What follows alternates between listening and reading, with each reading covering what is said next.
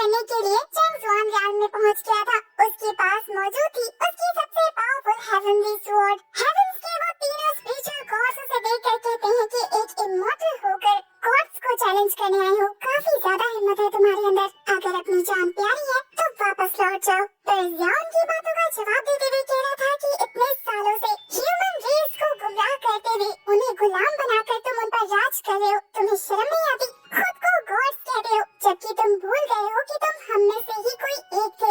आज मैं अपने स्वॉर्ड का यूज करते हुए तुम सभी को मारकर ह्यूमन रेस को आजाद करा दूंगा और हमारी ह्यूमन रेस पहले जैसे ग्लोरियस हो जाएगी। जियाओ की बातें सुनने के बाद तीनों हेवनली गॉड्स को काफी ज्यादा गुस्सा आने लग जाता है। पहले स्पिरिचुअल गॉड तो जियाओ को रोकने के लिए उस पर फायरबॉल्स बरसाने लगते हैं। ये फायरबॉल्स जियाओ की तरफ किसी मेटेओराइट की तरह जाने लगते हैं, पर उसके पास मौजूद था उसका हेवनली स्वॉर्ड, जिसके एक स्लैश से ही वो उन सारे अटैक्स को डिस्ट्रॉय कर चुका था। उसकी बगावत को देखने के बाद सेकंड गॉड अपने पास से अपना फायर फ्लाइंग ड्रैगन रिलीज करते हुए उस पर अटैक थ्रो कर देते हैं। सेकंड गॉड के अटैक को इग्नोर करते हुए यहाँ पर जियाओ फर्स्ट गॉड पर काफी जबरदस्त फ्लैश लगा चुका था, जिससे वो भी हिल जाते हैं। उस अटैक की वजह से जियाओ का ध्यान बदल जाता है। उतने में वो फ्लाइंग ड्रैगन उसके काफी पास आते हुए उसे निकलने ही वाला था। ऐसा होने से पहले वो साइड हटते हुए काफी दूर जाने लगा था, पर ये फायर फ्लाई ड्रैगन तो उसे तेजी से चेस करना स्टार्ट कर देता है। उस ड्रैगन की स्पीड बहुत ज्यादा थी, इसलिए चेस करते हुए भी वो जियाओ को एक बार फिर निकलने की कोशिश करता है, पर इस बार जियाओ उससे बचकर भागता नहीं है, बल्कि अपनी सेवन हेवनली स्वॉर्ड का यूज करते हुए एक जबरदस्त फ्लैश के साथ उस फायर फ्लाई ड्रैगन के टुकड़े टुकड़े कर देता है। उस ड्रैगन को निपटाने के बाद अब वो तेजी से उन गॉड्स पर अटैक करने के लिए जंप कर चुका था। हेवनली गॉड्स उसके अटैक को देखने के बाद भी साइड नहीं हटते, बल्कि वो उसके अटैक को ब्लॉक करते हुए कह रहे थे, अभी भी तुम्हारे पास एक मौका है, तुम हमारे सामने किसी चींटी से कम नहीं हो। अगर तुमने अपनी स्वॉर्ड के अटैक को घुमा दिया तो फिर हम तुम्हें जिंदा रहने का एक मौका देंगे। बस शर्त सिर्फ इतनी सी है कि तुम्हें ह्यूमन रेस के साथ साथ हमारे इशारों पर चलना होगा। लेकिन अगर तुमने अपने स्वॉर्ड के साथ साथ खुद को सरेंडर नहीं किया तो ह्यूमन पैलेस तुम्हें डिस्ट्रॉय करके रख देगा। ये बोलने के बाद गॉड्स अपने ऑरा को रिलीज करते हैं, जो कि बहुत ज्यादा पावरफुल था। उससे हिट होते ही जियाओ काफी पीछे हट जाता है। उनकी धमकी सुनने के बाद भी जियाओ पीछे हटने को तैयार नहीं था। वो कहता है कि चाहे हेवन पैलेस मेरा नाम और निशान मिटा दे, लेकिन फिर भी मैं ह्यूमन रेस को तुम्हारी गुलामी नहीं करने दूंगा। तुम्हारी बातें मुझे पीछे हटने पर मजबूर नहीं कर सकती। उसका ये जज्बा देखने के बाद गॉड्स अपनी पावर रिलीज करते हुए कह रहे थे कि तुम्हें क्या लगा, तुम जैसा कीड़ा हमारे साथ फाइट करने के लिए केपेबल है। वो अपने हेवनली डेडली गॉड हैंड का यूज करते हुए उसे सप्रेस करने वाले थे। उनका ये अटैक सच में बहुत ज्यादा स्ट्रॉन्ग था, जिसकी वजह से जियाओ जरा भी मूव नहीं कर पाता। वो कहता है कि बेशक से अगर आज मेरी प्रीमॉर्डियल स्पिरिट डिस्ट्रॉय हो जाए, लेकिन मैं फिर भी तुम्हारी गुलामी करने से बेहतर हेल में जाना पसंद करूंगा। गॉड्स उसके स्पिरिट को डिस्ट्रॉय करते हुए कहते हैं कि ठीक है, फिर तुम हेल में ही जाओ। उनके अटैक का प्रेशर इतना ज्यादा था कि जियाओ के हेवनली स्वॉर्ड के चिथड़े उड़ जाते हैं। वो बुरी तरीके से टूटकर बिखर जाता है और अब तक जियाओ की हालत भी खस्ता हो चुकी थी। उसकी स्पिरिट भी डिस्ट्रॉय होते ही वहाँ से पूरी तरीके से वैनिश हो जाती है। उसे मारने के बाद वो गॉड्स कह रहे थे कि इस जैसा कीड़ा भी एक पावरफुल अटैक के साथ मेरी 1000 साल पुरानी कल्टीवेशन को डैमेज करने की ताकत रखता है। हमें अपनी पावर को और ज्यादा स्ट्रॉन्ग करना होगा ताकि भविष्य में इस जैसा कोई दूसरा ना हो। उनकी बातों से ऐसा लग रहा था जैसे कि जियाओ का वो सेवन हेवनली स्वॉर्ड अटैक इनकी फाउंडेशन को ब्रेक कर चुका है। सीन शिफ्ट होता है और हमें स्पिरिट वर्ल्ड को दिखाते हैं, जहाँ पर अपीयर हो गई थी जियाओ की बॉडी, जो धीरे धीरे वहाँ पर मौजूद स्टोन की एनर्जी को एब्जॉर्ब करते जा रही थी। अपनी आंखें खोलने के बाद जियाओ महसूस करता है कि वो मरा नहीं है, क्योंकि ये कोई हेल नहीं, बल्कि ये जगह तो कुछ और लग रही है। शायद कोई टेक्निक जो कि पहले ह्यूमन क्लैन की ओरिजिनल हुआ करती थी, पर बाद में इसे एंशिएंट गॉड्स ने हथिया लिया। ये क्रिएशन पैलेस है, जहाँ से एक मिस्टीरियस आवाज आती है, सेवन हेवनली स्वॉर्ड एम्परर, आप 10,000 सालों से बेहोश थे, फाइनली आप जाग गए हैं। अब हमें क्रूएल गॉड से आजादी आप दिलाएंगे, जिन्होंने इंसानों को कुत्तों जैसा ट्रीट करना शुरू कर दिया है। हम सभी ने अपनी सोल पावर को स्टोर करके रखा हुआ था ताकि हम आपकी मदद करें रीबॉर्न कराने में। आप हमारी आखिरी उम्मीद है जो इंसानियत को बचा सकता है। 10,000 साल पहले गॉड के साथ हुई आपकी फाइट के दौरान आपकी वो सेवन हेवनली स्वॉर्ड टुकड़ों में टूटकर खत्म हो चुकी थी, पर वो आखिरी हथियार है जो गॉड्स को उनकी जगह से हिला सकता है।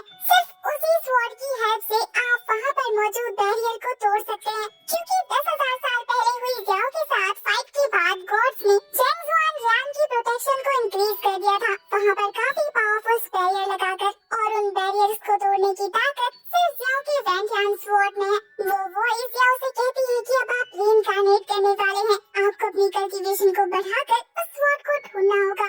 उस स्वॉर्ड को दोबारा हासिल करने के बाद आपको गॉड्स को मारना होगा। हमारे पास इसके अलावा और कोई रास्ता नहीं। वो आवाज बहुत ज्यादा परेशान लग रही थी। ये कहते हुए वो इमोशनल भी हो जाती है। इसके साथ ही एक तेज रोशनी के साथ जियाओ की सोल रीइंकार्नेट हो चुकी थी।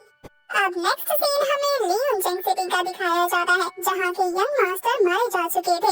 उनके सर्वेंट्स को समझ नहीं आता कि आखिर उनके यंग मास्टर के साथ क्या हुआ, इसलिए वो उसे जोर जोर से आवाजें देते हुए जगा रही थी। तभी वहाँ यंग मास्टर युनहाओ के फादर आते हैं, जो अपने बेटे की ऐसी हालत देखने के बाद उन सारी मेट्स को चिल्लाते हुए पूछ रहे थे कि आखिर क्या हुआ है मेरे बेटे के साथ, वो इस तरीके से अनकॉन्शियस क्यों है।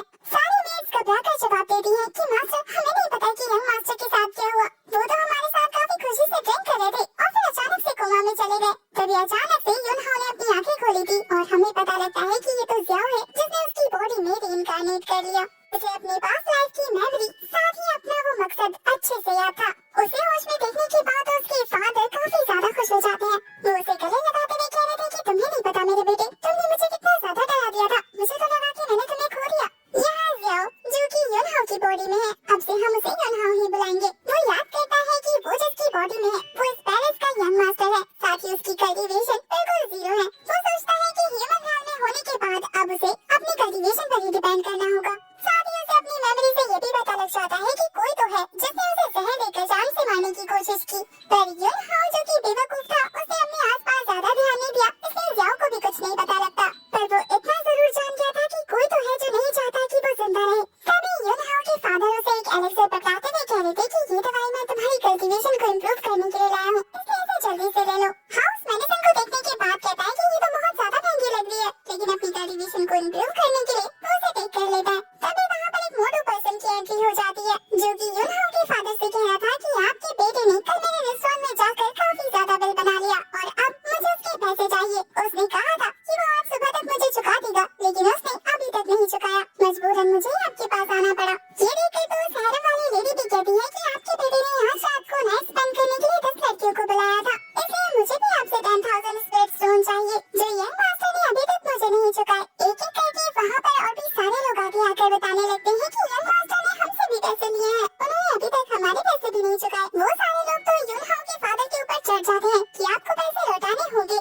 उन सभी लोगों को देखने के बाद साइड में खड़े दो लोग जो कि मिस्टीरियस लग रहे थे, वो आपस में बात करते हुए कहते हैं कि लगता है युन फैमिली का ये यूजलेस बेटा आज उनके लिए मुसीबत खड़ी करने वाला है। एक तो यूजलेस है, कल्टीवेशन भी नहीं है, और दूसरा इतनी बर्बादी करता है। यहाँ युनहाओ के फादर तो उन सभी को डांटते हुए कह रहे थे कि आप सभी एक साथ यहाँ पर झुंड बनाकर आए हैं, लगता है तुम सभी का प्लान था मुझे पकड़ने का, क्या तुम लोगों को शर्म नहीं आती है, तुम एक पवेलियन मास्टर से इस तरीके से बात कर रहे हो। पर ये लोग तो बाकी कॉन्ट्रैक्ट दिखाते हुए कह रहे थे कि देखो आपके बेटे ने कर्जा रखा है, इसमें हमारी कोई गलती नहीं पवेलियन मास्टर, सिर्फ आपने ही इतना याश बेटा पैदा किया है। वैसे भी आपके लाइफ और मार्शल आर्ट स्कूल में बहुत ज्यादा कमाई होती है और हमने अपनी कमाई मांगी तो आपको बुरा लगा। अभी तो आप अपने यूजलेस बेटे को काफी महंगी दवाई दे रहे थे, हमारे हक के पैसे मांगने पर अब हम पर ही गरम हो रहे हैं। युनहाओ के फादर तो और भी ज्यादा भड़कने लगे थे। यहाँ जियाओ सोचता है युनहाओ जिसकी ओरिजिनल बॉडी थी, लगता है वो अपने फादर के लिए बहुत बड़ी मुसीबत खड़ी करके चला गया, अब उसकी गंदगी इसे ही साफ करनी होगी,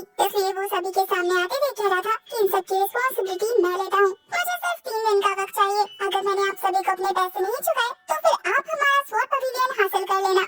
सभी ये सुनकर शॉक हो जाते हैं कि इसने 3 दिन का वक्त मांगा है, वरना ये अपना मार्शल आर्ट स्कूल दे देगा। उसके फादर भी उसका सपोर्ट करते हुए कह रहे थे कि अगर मेरे बेटे ने कहा है तो वो जरूर देगा। वो मिस्टीरियस बंदा भी ये बात सुनने के बाद शॉक रह गया था, पर अब फैमिली हेड के मुंह से बातें सुनने के बाद वो सभी लोग इस बात पर राजी हो जाते हैं। वो कहते हैं कि हम 3 दिन बाद अपना पैसा लेने आएंगे और अगर नहीं मिला तो हिसाब चुकता करके जाएंगे। उन सभी के वहाँ से जाने के बाद युनहाओ अपने फादर से बात करने की कोशिश कर रहा था, पर उसके फादर उससे बहुत ज्यादा नाराज लग रहे थे। वो कहते हैं कि शायद तुम भूल गए हो कि फीयू तुम्हारी फियांसे है और हर दिन तुम्हारा इस तरीके का बिहेवियर उसकी नजरों में तुम्हें गिराता जाएगा। खैर छोड़ो, मुझे इस बारे में तुमसे और कोई बात नहीं करनी। मैंने मास्टर जू से बात की है, उन्होंने कहा है कि ये एलेक्सर तुम्हारे 5 मेरिडियंस को ओपन कर देगा। मैं फिलहाल उन्हीं के पास जा रहा हूँ एज जैसी और मेडिसिन लेने।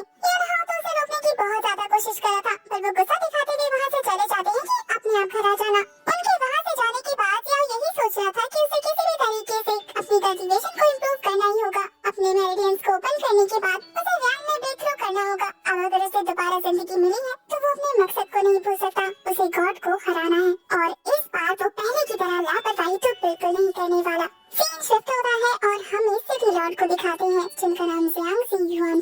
उनके सामने 3 गॉड्स में से जूशा गॉड उनके सामने थे, जो कि उनसे सैक्रिफाइस की सेरेमनी के बारे में पूछ रहे थे। सिटी लॉर्ड ज़ांग बताते हैं कि ब्लड सैक्रिफाइस सेरेमनी के लिए उन्होंने एक सैक्रिफाइस को ढूंढ लिया है, उसके लिए और भी प्रिपेयर कर लिया है। तो गॉड जूशा इस बारे में बेफिक्र है, सारी चीजें बहुत स्मूथली जाएंगी। वो तो काफी ज्यादा गुस्सा करते हुए कह रहा था कि तुम लोगों को स्पीड बढ़ाने की जरूरत है। मैं चाहता हूँ कि ये काम जल्द से जल्द निपट जाए।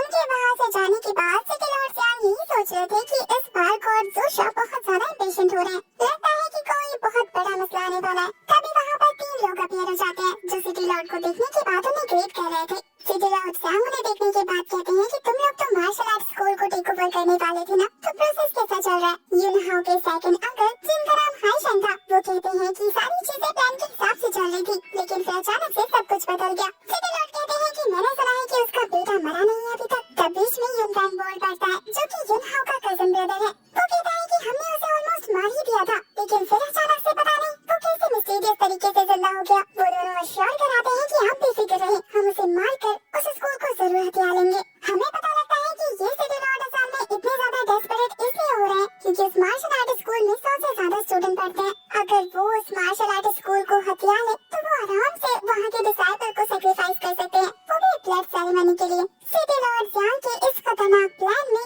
उसका अंकल और उसका कजन ब्रदर भी शामिल था। यहाँ सिटी लॉर्ड का बेटा, जिसका नाम इग्वा है, वो कहता है कि जल्दी से उस लड़की को मारकर उसकी फियांसे लिंग सीयू को मेरे हवाले कर दो, क्योंकि मुझे वो पसंद है, जिसके लिए ये दोनों पूरी तरह से रेडी थे। असल में यूनहाओ मर जाएगा तो उसके बाद सारी रिस्पॉन्सिबिलिटी यूनफेंग पर आ जाएगी और वो मार्शल आर्ट स्कूल भी उसका हो जाएगा। सीन शिफ्ट होता है और हमें यूनहाओ के फादर को दिखाते हैं, जो कि मास्टर जू के पास आकर उन्हें बता रहे थे कि आपका वो मेडिसिन मुझे और ज्यादा चाहिए अपने बेटे को ठीक करने के लिए। मास्टर जू कहते हैं कि आप बेफिक्र रहें, बस स्पिरिट स्टोन रेडी रखना, मैं अपने तरफ से मेडिसिन रेडी रखूंगा। मुझे ऐसा लगता है जैसे कि इन्हें चुना लगा रहा हूँ। ये मास्टर यूनहाओ की इलनेस का फायदा उठाते हुए शायद स्पिरिट स्टोन के लिए उन्हें नकली एलिक्सर दिया जा रहा है। हमें सिटी के बाहर माउंटेन का सीन दिखाया जाता है, जहाँ पर यूनहाओ प्रैक्टिस कर रहा था। काफी देर तक प्रैक्टिस करने के बाद वो कहता है कि इस लड़के की मेरिडियंस तो पूरी तरीके से टूटी हुई है, आखिर ये लेवल इंक्रीज करेगा भी तो कैसे करेगा? जिया समझ गया था कि यूनहाओ शायद टूटी हुई मेरिडियंस के साथ ही बोर्न हुआ है, इसलिए उसे ठीक करने के लिए उसे क्रिएशन फिस्ट का यूज करना होगा। वो फटाफट से क्रिएशन फिस्ट की तरफ पहुँच जाता है।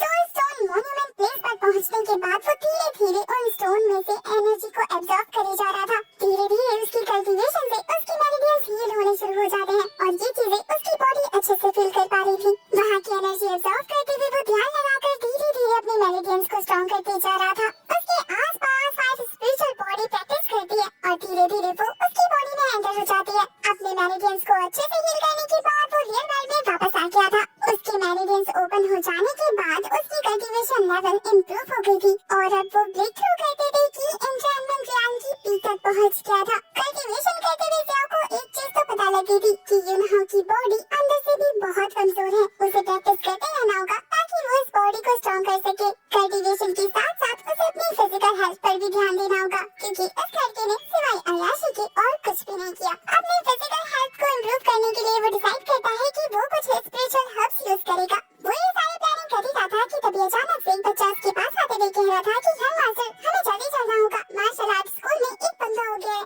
ये बोलने के बाद वो डिसाइपल वहाँ से यूनफेंग को बुलाने के लिए निकल जाता है। ज़ियाओ अपने मन में कह रहा था कि यूनहाओ, मैंने तुम्हारी बॉडी को बोरो किया है, इसलिए तुम्हारी फैमिली प्रॉब्लम को सॉल्व करना अब मेरी रिस्पॉन्सिबिलिटी है। ये बोलने के बाद वो फटाफट मार्शल आर्ट स्कूल की तरफ रवाना हो गया था। दूसरी तरफ हमें यूनफेंग को दिखाते हैं, जो अपने काफी सारे चमचों के साथ sword hall martial art school पहुँच गया था। अंदर एंटर होने के बाद अंकल ल्यूज का रास्ता रोक लेते हैं, जो कि उस जगह को गार्ड कर रहे थे। वो कहते हैं कि बिना मास्टर की अनुमति के तुम में से कोई भी आगे नहीं बढ़ सकता, पर ये सभी तो फोर्सफुली आगे बढ़ने की कोशिश कर रहे थे। ये देखने के बाद तो मास्टर ल्यू उनके साथ फाइट करने लगते हैं, जहाँ मास्टर ल्यू की फाइट बहुत ज्यादा अमेजिंग थी। उनके मार्शल आर्ट मूव्स बहुत ज्यादा कमाल के थे। वो उन्हें सक्सेसफुली ब्लॉक करने में कामयाब हो जाते हैं, लेकिन तभी अचानक से वो मिस्टीरियस सा बंदा, जिसे हमने पिछली रात को भी देखा था, वो मास्टर ल्यू को धक्का मारकर नीचे गिरा देता है और फिर इस मौके का फायदा उठाते हुए वो एक जानलेवा हमला करने वाला था। पर इससे पहले कि वो ये जानलेवा हमला करके मास्टर ल्यू को कोई भी नुकसान पहुंचा पाता, वहाँ पर यूनहाओ की एंट्री हो जाती है, जितने जबरदस्त बिजली के झटके देता है, जिसे खाने के बाद वो बंदा चारों खाने चित हो चुका था। यूनहाओ के पंचेस इतने ज्यादा जबरदस्त थे कि दोबारा वो बंदा सीधा खड़ा नहीं हो पाता। पीटने के बाद तो वो बंदा यूनहाओ को धमकी देने लगता है कि तुझे तो मैं देख लूंगा। यूनफेंग शांति से ये सारी चीजें ऑब्जर्व कर रहा था। यहाँ अंकल ल्यू की हालत देखने के बाद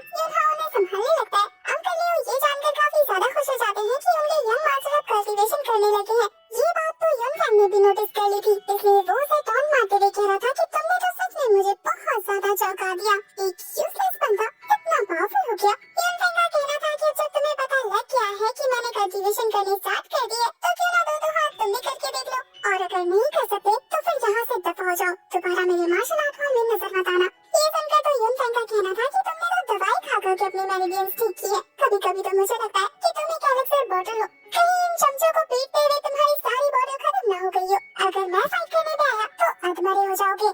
युनहाओ तो उसकी तरफ पॉइंट करते हुए कह रहा था कि अगर इतना ही यकीन है तो ट्राई करके देख लो। बस फिर क्या था, दोनों की जबरदस्त फाइट स्टार्ट हो जाती है। दोनों ही अपने ऑरा को रिलीज करते हुए एक दूसरे पर पंचेस किक्स बरसाए जा रहे थे। युनफेंग जो कि अपनी पावर को लेकर बहुत ज्यादा कॉन्फिडेंट था, युनहाओ एक ही किक में उसे जमीन पर लाकर पटकता है जिससे उसका सारा भूत उतर गया था। इतनी मार खाने के बाद उसे अभी भी यकीन नहीं होता कि युनहाओ उससे ज्यादा स्ट्रॉन्ग है। वो दोबारा से पीछे हटते हुए एक जबरदस्त स्लैश लगा देता है। युनहाओ इस पावरफुल स्लैश को स्लाइड करते हुए डॉज कर लेता है और साथ ही किक करके युनफेंग को काफी दूर फेंक देता है, पर वो भी हार मानने वाला तो बिल्कुल नहीं था, इसलिए वो हवा में ही रुकते हुए 9 स्टीमर अटैक थ्रो कर चुका था, जिससे लगातार 9 स्लैशेस हमारे युनहाओ को लगने वाले थे, पर वो ने अपने हैंड का यूज करते हुए डिस्ट्रॉय करते जा रहा था। तभी ये देखने के बाद युनफेंग उस पर एक पावरफुल अटैक थ्रो कर देता है। इस अटैक से बचने के लिए हमारा युनफेंग अपने आगे एक पावर शील्ड क्रिएट कर चुका था। इस अटैक को ब्लॉक करते हुए युनहाओ को पता लग जाता है कि युनफेंग की कल्टीवेशन उससे ज्यादा हाई है और वो अपनी वीक बॉडी के साथ इस तरीके की फाइट को ज्यादा देर कंटिन्यू नहीं कर सकता। हमें दिखाते हैं कि सच में ही युनफेंग की कल्टीवेशन बहुत ज्यादा हाई है, वो आयरन स्टेज पर है ट्रू ह्यूआन चान के। वो अपने स्पेशल पावर को और भी ज्यादा फोर्स के साथ इंक्रीज करते जा रहा था, जिससे युनहाओ को उस अटैक को होल्ड करना बहुत ज्यादा मुश्किल होते जाता है। जबरदस्त प्रेशर की वजह से युनहाओ पीछे हटने लगा था और इसी मौके का फायदा उठाते हुए युनफेंग उस पर अपने फ्यूरियस फीस्ट का अटैक थ्रो कर देता है। ये अटैक बहुत ज्यादा खतरनाक था, अगर इससे युनहाओ इफेक्ट हो जाएगा तो उसकी जान भी जा सकती है। पर इससे पहले कि युनफेंग का ये अटैक अपना काम कर पाता, वहाँ पर लिंगफेई आ जाती है जो अपने स्वॉर्ड के साथ काफी कूल एंट्री मारते हुए एक स्लैश में ही युनफेंग को काफी दूर कर चुकी थी। तो कहती है कि मैं लिंगफेई क्लाउड पीक की तरफ से कहती हूँ, अगर तुमने इस फाइट को कंटिन्यू रखा तो फिर क्लाउड पीक इसके लिए एक्शन लेगा। युनफेंग को तो काफी ज्यादा गुस्सा आ रहा था क्योंकि उसका सारा प्लान चौपट हो गया, न चाहते हुए भी उसे दांत पीसते हुए वहाँ से वापस जाना पड़ता है। उन सभी के वहाँ से जाने के बाद लिंगफेई हमारे युनहाओ के लिए बहुत ज्यादा परेशान हो रही थी। यहाँ तो युनहाओ ये देखकर हैरान था कि ये उसकी फियांसे जो कि मिड गेम कोरियन पर है। साथ ही तभी अचानक से वो नोटिस करता है कि लिंगफेई की बॉडी के अंदर उसकी ब्रोकन हेवनली स्वॉर्ड के टुकड़े मौजूद हैं। उसे सोच में पड़ा हुआ देखकर लिंगफेई कहती है कि तुमने मुझे बताया क्यों नहीं कि तुमने अपने 5 मेरिडियंस को ओपन कर लिया। मैं तुम्हारे लिए कितनी परेशान रहती हूँ। इससे पहले कि वो दोनों आगे बात कर पाते, वहाँ पे एक डिसाइपल आकर बताता है कि आप दोनों को फादर ने बुलाया है। अपने पैलेस पहुँचने के बाद यून और लिंग को पता लगता है कि उसके फादर को इस मैटर के बारे में पता लग गया है, जहाँ वो अपने बेटे की काबिलियत देखने के बाद बहुत ज्यादा खुश हो रहे थे। अंकल ल्यू तो उन्हें सारी डिटेल देते हैं, जिसे देखने के बाद उनके फादर कह रहे थे कि सब लोग मेरे बेटे को यूजलेस समझ रहे थे। अब मैं देखता हूँ कि कौन उसे यूजलेस कहता है। वो लिंगफेई से कहते हैं कि मुझे तो लगा था कि मेरा बेटा तुम्हारे लिए बिल्कुल नकारा है, लेकिन उसने देखो अपने 5 मेरिडियंस को ओपन कर लिया। अब मैं फाइनली तुम दोनों की शादी कर सकता हूँ। मुझे ये डर नहीं रहेगा कि मैंने तुम्हारी जिंदगी बर्बाद कर दी। यहाँ युनहाओ एक चीज को लेकर परेशान था और वो ये कि उन लोगों का प्लानिंग प्लॉटिंग देखकर ऐसा लग रहा था जैसे कि वो दोबारा अटैक जरूर करेंगे, और इस बार का अटैक काफी ज्यादा सोचा समझा हुआ था।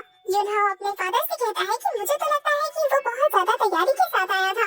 युनहाओ की बातें सुनने के बाद उसके फादर कहते हैं कि फिक्र मत करो, पहले उन्हें लगता था कि तुम्हारे मेरिडियंस ब्लॉक है तो तुम कभी जिंदगी में कल्टीवेशन नहीं कर सकते, इसलिए मार्शल आर्ट स्कूल को तुम्हारे हाथ में हैंडओवर करना मेरी सबसे बड़ी गलती होगी। पर अब जब उन्होंने देख लिया है कि तुम्हारी कल्टीवेशन इंप्रूव हो रही है तो अब वो दोबारा मार्शल आर्ट स्कूल को हासिल करने के बारे में सपने में भी नहीं सोच सकते। युनहाओ ये सारी बातें सुनने के बाद कह रहा था कि ये सारी चीजें मुझसे रिलेटेड है।